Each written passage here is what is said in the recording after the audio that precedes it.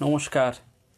সৎকথায় প্রতিদিনের প্রার্থনা ধারাবাহিক অনুধ্যানের 222তম দিনের অনুধ্যানে আপনাদের সকলকে শ্রদ্ধা এবং প্রণাম নিবেদন করছি।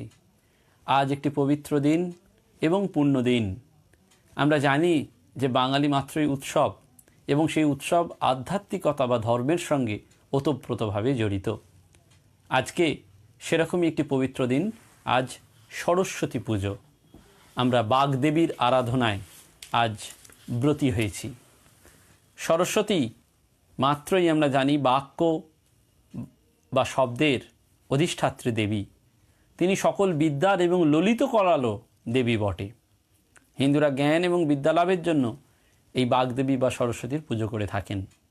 ষড়শ কথাটির অর্থ জ্যোতি। ষড়শ যুক্ত বতী, অর্থাৎ এই সন্ধি আমরা যে ছোট বয়সে করেছিলাম, সেই ষড়শ যুক্ত বতী সরস্বতী। তাই সরস্বতী শব্দের প্রকৃত অর্থ জ্যোতির্ময়ী। সেই জন্যই সরস্বতীর জ্যোতি হলো শুভ্র। আর সরস্বতীর সাধনা মানেই জ্যোতির সাধনা। ঋগ্বেদে সরস্বতীকে যজ্ঞাগ্নিস্বরূপা বলা হচ্ছে। তিনি ভারত আদিত্যের পত্নী। ইলা এবং ভারতীর সঙ্গে সরস্বতী অভিন্না। বৈদিক সরস্বতী তাই সূর্যাগ্নির তেজ বা শক্তি। দেবী ভাগবত এবং ব্রহ্মবৈবর্ত পুরাণে যাজ্ঞবল্ক্য বাগদেবী সরস্বতীর স্তব সম্পর্কে বলা হচ্ছে, ব্রহ্মস্বরূপা পরমা জ্যোতিরূপা সনাতনী সর্ববিদ্যাধি দেবী ইয়া তস্যৈ বান্যৈ নমো নমঃ। অর্থাৎ ঋগ্বেদে সরস্বতীর দুরকম ধারণা রয়েছে। একটি ত্রিলোক ব্যাপিনী সূর্যাগ্নির দূতী, আর পৃথিবীতে বর্তমান সরস্বতী নদী। এই সরস্বতী নদীকে তাই নদী শ্রেষ্ঠা, দেবী শ্রেষ্ঠা বা জননী শ্রেষ্ঠা বলা হয়। মহাভারতের বনপর্বে উল্লেখ আছে, সরস্বতীর দক্ষিণে এবং দৃশদতীর উত্তরে যে বাস করে সে যেন স্বর্গে বাস করে। আজ আমরা সেই সরস্বতীর বন্দনাতে মত হয়েছি এবং সারা স্থানে স্থানে যেখানে স্কুল, কলেজ বা বিদ্যার সাথে ওতপ্রোতভাবে জড়িত মানুষেরা সকলে আমরা আজ এই বাগদেবীর আরাধনায় ব্রতী হচ্ছি। অর্থাৎ আজকের সেই মহাপুণ্য তিথিক্ষণে আমরা প্রথমেই সরস্বতীর নাম এবং তাৎপর্যটি বুঝে নিলাম। আমরা জানি সরস্বতী দেবীর প্রণাম মন্ত্রটি আছে, ভদ্রকাল্যই নমো নিত্যং সরস্বত্যই নমো নমো বেদ বেদাঙ্গ বেদান্ত বিদ্যাস্থানেভ্য এবচ। এবং সরস্বতী স্তব পর্যন্ত আমরা উচ্চারণ করি। অর্থাৎ সরস্বতী মানেই সর্বশুক্লা। তার শ্রীহস্তে লেখনী, পুস্তক এবং বীণা। তিনি শ্বেত পদ্মাসনা, তাই তিনি বেদ, বেদাঙ্গ বা বেদান্ত বিদ্যার অধিষ্ঠাত্রী দেবী। তিনি সকল জাড্য, সকল তম নাশ করেন। তিনি বাগদেবতা, তার নয়ন বিশাল এবং পদ্মের ন্যায় মনোহর।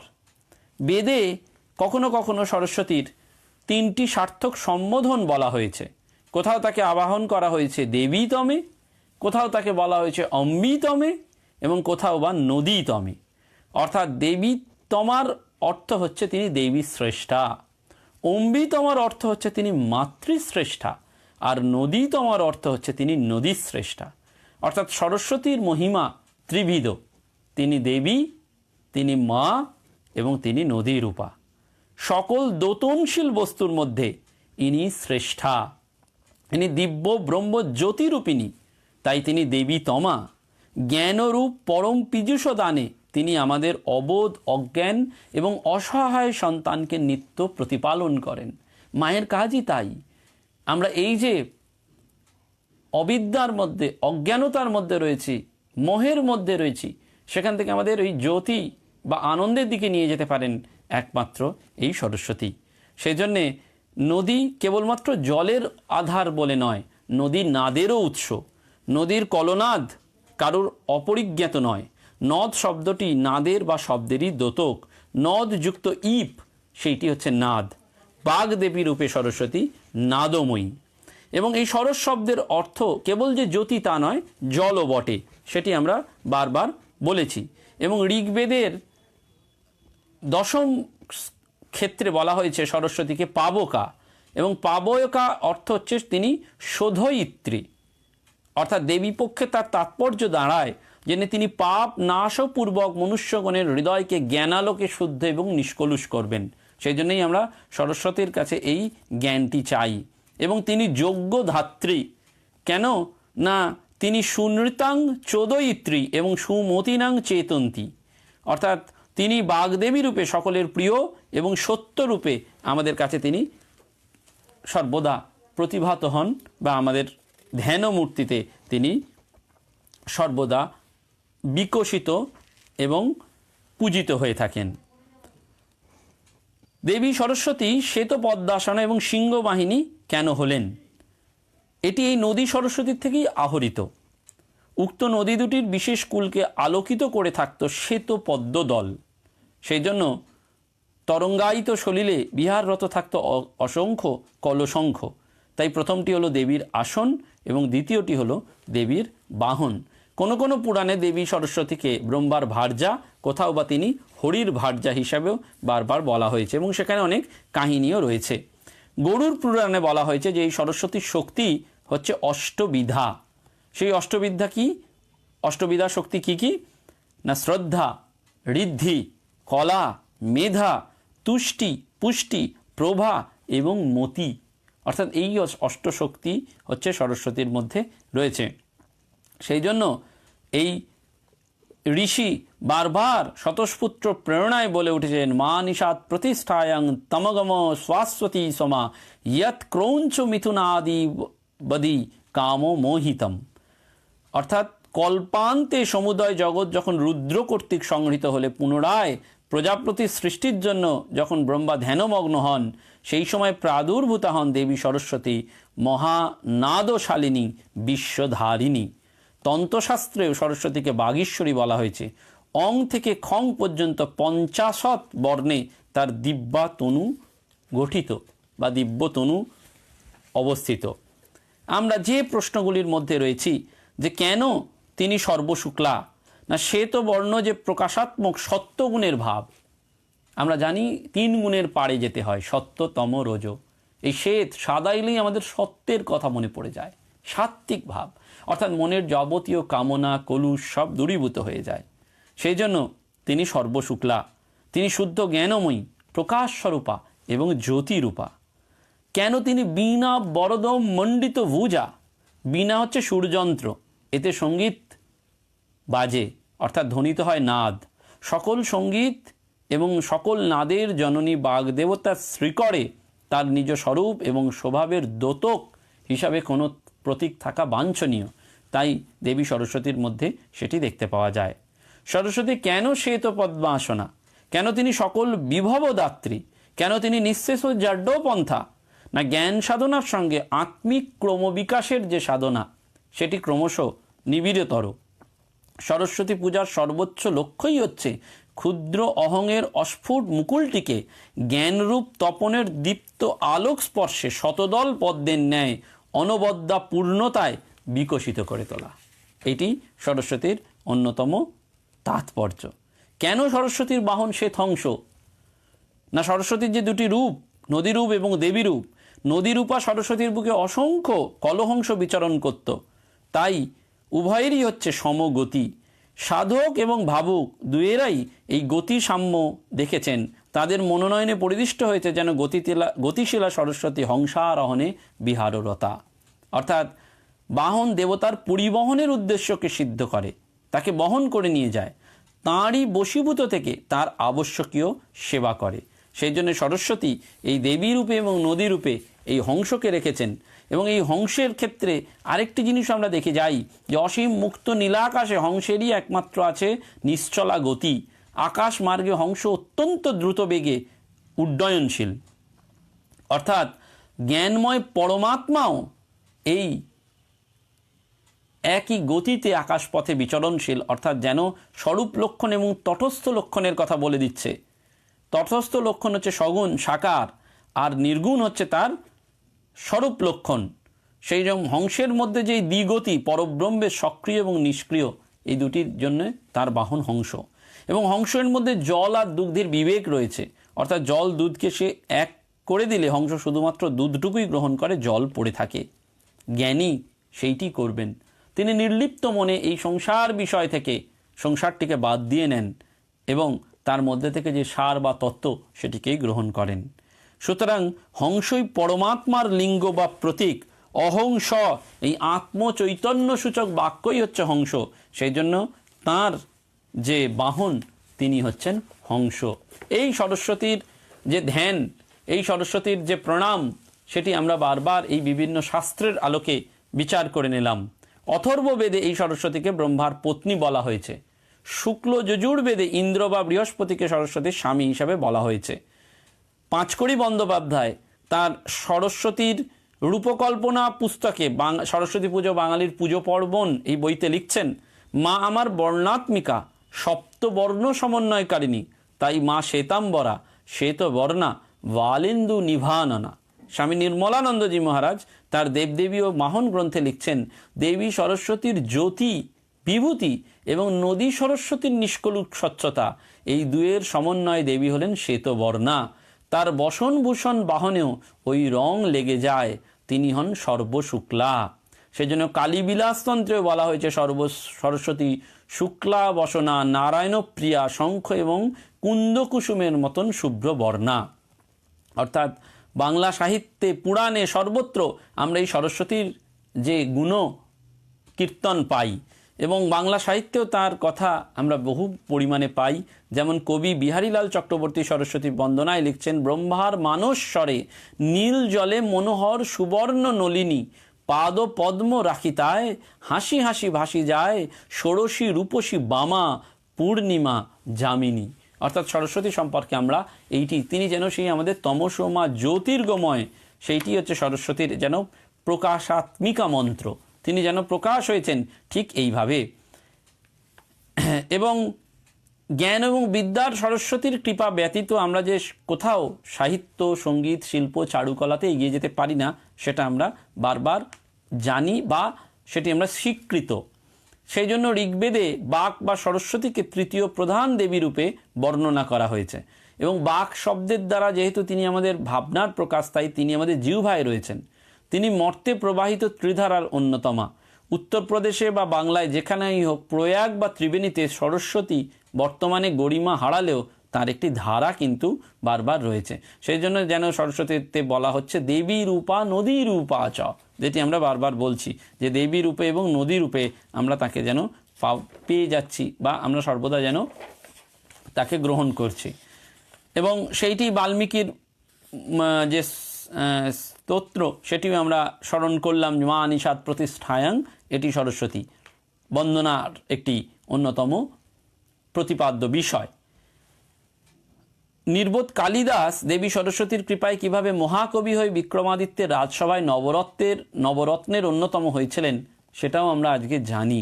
মধ্যযুগীয় দেবদেবী নির্ভর সাহিত্যকর্মে বন্দনাতে কবিকে সরস্বতীর কৃপা লাভের জন্য প্রার্থনা করতে হয়েছিল। এবং কবি কৃত্তিবাস তার কাব্যে নিজের জন্মতিথির কথা বলতে গিয়ে শ্রীপঞ্চমীর কথা উল্লেখ করেছেন, অর্থাৎ আজকের দিনটি যে শ্রীপঞ্চমী, এবং দেবীকে বিদ্যাদায়িনী রূপে নতুনভাবে প্রতিষ্ঠিত করেছিলেন।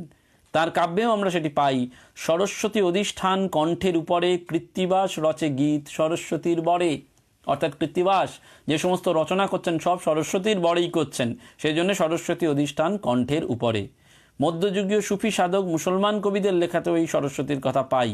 এমনকি কবিশ্রেষ্ঠ কবিকঙ্কন মুকুন্দরাম তিনিও বলছেন, শ্বেত পদ্মে অধিষ্ঠান, শ্বেত বস্ত্র পরিধান, কণ্ঠে ভূষা মণিময় হার, শ্রবণে কুণ্ডল দোলে, কপালে বিজুলি খেলে, তনুরুচি খণ্ডে অন্ধকার। আধুনিক যুগে রবীন্দ্রনাথও সরস্বতীর রূপে মোহিত হয়ে গুণগান করেছিলেন, বিমল মানস সরস বাসিনী, শুক্ল বসনা শুভ্র হাসিনী, বীণা গঞ্জিত মঞ্জ ভাসিনী, কমল কুঞ্জাসনা। চার হাতে চার বেদ ধারণ করে জ্ঞানের অধিষ্ঠাত্রী সরস্বতী সেই বৈদিক যুগ থেকে শুভ্র বর্ণা, কমলাসনা, হংসা রূঢ়া, বীণা রঞ্জিত পুস্তকে ভগবতী ভারতী হিসাবে তিনি সমাদৃতা। দেবী সরস্বতী সচ্চিদানন্দের চিদ স্বরূপ অর্থাৎ জ্ঞান স্বরূপ। ত্রিনেত্রে ধারণা জ্ঞানের উন্মেষের জন্য, আর তার দ্বারাই আমরা পরম সত্যকে জানতে পারি। তাই আদি যুগ থেকে আজও দেবী সরস্বতীর সেই প্রকাশাত্মিকা মন্ত্র তমসোমা জ্যোতির্গময় এইটি যেন উচ্চারিত হয়ে চলছে। আর আমরা আধুনিক যুগে কি পেলাম? সরস্বতী মায়ের দাড়ি এবং ভারী স্বামী শারদানন্দজি কি বললেন, যথাগ্নে দাহিকা শক্তি রামকৃষ্ণ স্থিতা হি যা সর্ববিদ্যা স্বরূপাং তং স্বারদাং প্রণমাম্যহম। অর্থাৎ আমরা লীলা প্রসঙ্গ থেকে পাচ্ছি যে সেই প্রণাম মন্ত্রটি সেই সর্ববিদ্যা স্বরূপাং তাং, তিনি সর্ববিদ্যারূপিণী শারদা সরস্বতী। ঠাকুর সেই জন্য বারবার বলছেন, ও কি যে সে, ও আমার শক্তি। বারবার জানিয়ে দিচ্ছেন অগ্নি আর তার দাহিকা শক্তি। অগ্নিকে মানলেই যেমন দাহিকা শক্তিকে মানতে হয়, দাহিকা শক্তি ছাড়া আমি ভাবা যায় না। সেই জন্য বারবার স্বামী বিবেকানন্দের কাছে তিনি জ্যান্ত দুর্গা, স্বামী ব্রহ্মানন্দের দৃষ্টিতে সাক্ষাৎ জগদম্বা, নরদেহে স্বয়ং ভগবতী। ভক্ত বৈরব গিরিশের কাছে তিনি অঘটন ঘটন পটীয়সী মহামায়া, তেমনি মাস্টারমশাইয়ের কাছে তিনি বিপদ নাশিনী, এবং যোগিন মা গোলাপ মা গৌরীমার কাছে তিনি শ্রীরূপিণী লক্ষ্মী, জ্ঞানদায়িনী সরস্বতী এবং শত্রু মর্দিনী বগলা। স্পষ্ট ভাষায় তিনি বহুবার স্বীকার করেছেন মানবী দেহে তার ভাগবতী সত্তার কথা। কখনো বলেছেন আমরা কি আলাদা, কখনো বলেছেন ঠাকুরও আমাকে অভেদভাবে দেখবে। মা, ঠাকুর যদি স্বয়ং ভগবান হন তাহলে আপনি কে? স্বামী তন্ময়ানন্দের এই প্রশ্নের শ্রী শ্রী মা সঙ্গে সঙ্গে বলেছিলেন, তবে আমি আর কে? আমি ভগবতী। একদিন স্বামী অরূপানন্দজি, তার মনে হয়েছিল শ্রী রামকৃষ্ণদেব যদি সাক্ষাৎ পূর্ণ ব্রহ্ম হন তাহলে শ্রী শ্রী মা তার স্বয়ং শক্তি জগদম্বা। তবুও তিনি একদিন মাকে জিজ্ঞাসা করলেন, তবে যে তোমাকে দেখছি সাধারণ লোকের মতন বসে রুটি বেলছ, এসব কি মায়া নাকি? শ্রী শ্রী মা বলছেন, মায়া বই কি, মায়া না হলে আমি বৈকুণ্ঠের নারায়ণের পাশে লক্ষ্মী হয়ে থাকতুম। এক ভক্ত শুনছেন সাক্ষাৎ কালী, তিনি আদ্যাশক্তি।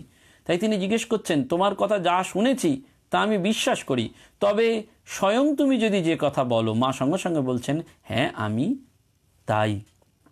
শ্রী শ্রী মা এত কিছু জানার পরেও কিন্তু কখনো কখনো নিজেকে আবৃত রাখতে ভালোবাসতেন। কোনো ভক্ত তার কাছে আশীর্বাদ প্রার্থনা করলে তিনি বলতেন, ঠাকুর তোমায় আশীর্বাদ করবেন। অথবা বলতেন, আমি কি মা, ঠাকুরই সব, তোমরা ঠাকুরের কাছে এই বলো, আমার আমিত্ব যেন না আসে। কাউকে বা বলতেন, আমাদের যা কিছু সবার মূল হচ্ছে সেই ঠাকুর। অর্থাৎ উপনিষদের যে দুটি ভাগ, পরাবিদ্যা এবং অপরাবিদ্যা, অর্থাৎ জাগতিক যা কিছু সমস্ত সেগুলি হচ্ছে বেদ, কর্ম, পুরাণ, এইসব শাস্ত্রের বিষয়গুলো অপরাবিদ্যা, কিন্তু জাগতিক যা কিছু সেই বিদ্যা অক্ষর পুরুষকে জানার জন্য যেটি, সেইটি হচ্ছে পরাবিদ্যা। শ্রীরামকৃষ্ণ যেমন চিঠির উদাহরণ দিয়ে আমাদের বারবার জানিয়েছেন, এবং সেই জন্য বারবার বলেছেন এই যুগের ক্ষেত্রে যে ও শারদা সরস্বতী জ্ঞান দিতে এসেছে, জ্ঞানদায়িনী। স্বামী বিবেকানন্দ পরবর্তীকালে বলছেন তিনি শারদা মূর্তিতে বর্তমানে আবির্ভূতা, অর্থাৎ তার ক্ষেত্রে সব এক। তিনি সাক্ষাৎ সরস্বতী, পরাবিদ্যা অপরাবিদ্যা সর্ববিদ্যা স্বরূপাং তাং, তিনি সর্ববিদ্যার অধিষ্ঠাত্রী দেবী।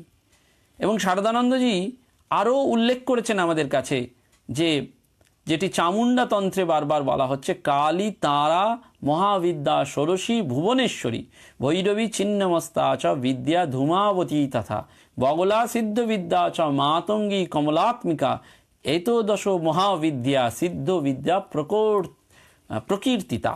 অর্থাৎ তারা, ষোড়শী, ভুবনেশ্বরী, এই যে দশ মহাবিদ্যার কথা পাই, সেই দশ মহাবিদ্যার সেই তিনিও হচ্ছেন এই দশ মহাবিদ্যার এক একটি অংশ। আমরা যদি দেখি এই যে তারা, ষোড়শী, 10 জন বিশিষ্ট যে দেবী, সব এই মায়ের কাছে। এবং এই দশ মহাবিদ্যার মধ্যে কালী, তারা ও ত্রিপুরা সুন্দরী বা ষোড়শী হচ্ছে প্রধান। তিনি আবার শ্রীবিদ্যা ত্রিপুরা সুন্দরী বা ত্রিপুর সুন্দরী নামে প্রসিদ্ধা। ষোড়শ বর্ষীয় হওয়ার জন্য ষোড়শী, এবং ষোড়শী বা ত্রিপুরা সুন্দরীর ত্রিকূট মন্ত্র হচ্ছে জ্ঞান, ইচ্ছা ও ক্রিয়াময়ী, এই তিনটি অংশের সমন্বয়। এবং সেই জন্যই আমরা জানি যে ঠাকুর তাকে কি করলেন না, ওই ষোড়শী পূজার দিন সমস্ত কিছু সাধনার ফল তাঁর চরণে নিবেদন করলেন, এবং ওই কালীকুল থেকে তিনি শ্রীকুলে চলে গেলেন ত্রিপুরা সুন্দরীর দিকে। উদ্বোধনে ঠাকুরের পূজার পর ব্রহ্মচারী বিমল স্বামী দয়ানন্দ শ্রীমাকে প্রণাম করতে গেলে তিনি কালী ঠাকুরের ছবি এবং নিজেকে দেখিয়ে বলেছিলেন এরা এক, অর্থাৎ তিনি জানিয়ে দিয়েছিলেন। এবং এই যে ষোড়শী পূজার ক্ষেত্রেও আমরা যেটি জানি যে ঠাকুর সেই ষোড়শী পুজোর সময় সেজন্য মায়ের কাছে প্রার্থনা করেছিলেন, হে বালে, হে সর্বশক্তির অধীশ্বরী মা তো ত্রিপুরা সুন্দরী, সিদ্ধির দ্বার উন্মুক্ত করো। ইহার শরীর মনকে পবিত্র করো, ইহাতে আবির্ভূত হয়ে সর্বকল্যাণ সাধন করো। এবং শঙ্করাচার্য তাঁর পুরী সম্প্রদায়ের শৃঙ্গেরি মঠে স্বয়ং আচার্য কর্তৃক ষোড়শী বা শ্রীবিদ্যারূপে শারদা বা সরস্বতী অধিষ্ঠাত্রী দেবী হিসেবেই পূজিতা বা প্রতিষ্ঠাত্রী দেবী, সেটা আমরা জানি। সেজন্য তিনি রক্ষা করতে এবং পালন কর্তৃ রূপে যেমন সঙ্ঘকে রেখেছেন, তেমনি আমাদের কাছেও তিনি সরস্বতী রূপে রয়েছেন। অন্নপূর্ণা হিসাবেও তিনি আমাদের কাছে রয়েছেন। অন্নপূর্ণে সদাপূর্ণে শঙ্কর প্রাণবল্লভে জ্ঞান বৈরাগ্য সিদ্ধার্থং ভিক্ষাং দেহি মে পার্বতী। অর্থাৎ যেমন অগ্নি এবং তার দাহিকা শক্তির ন্যায় অভিন্ন ঈশ্বর এবং ঈশ্বর শক্তি, ঠিক সেই রকম শ্রী মা কালী, তারা, ষোড়শী, ভুবনেশ্বরী সর্ববিদ্যা স্বরূপিণী, এমনকি তারও অতীত। তিনি ষষ্ঠী, শীতলা, সব কিছু।